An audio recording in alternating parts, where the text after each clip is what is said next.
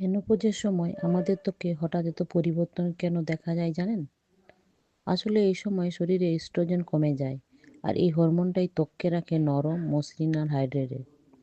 Hormone কমে গেলে ত্বক দ্রুত শুকিয়ে যায়, টান টান ভাব কমে যায়।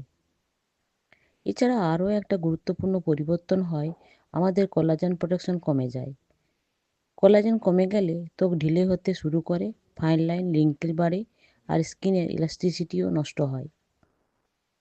এ সময় অনেকের ত্বকে বা শরীরে ইচিং বা চুলকানি হয়, কারণ হরমোনাল শিফটের কারণে ত্বকের ন্যাচারাল অয়েল কমে যায়, স্কিন অতিরিক্ত শুকিয়ে যায়, আর তাতেই হয় চুলকানি। তাই এই সময় ত্বকের যত্ন মানে শুধু ক্রিম নয়, সঠিক খাবার, প্রোটিন, অ্যান্টিঅক্সিডেন্ট আর পর্যাপ্ত জলও খুব জরুরি। আর মনে রাখবেন, নিজের ত্বকের যত্ন নিতে কখনোই দেরি হয় না।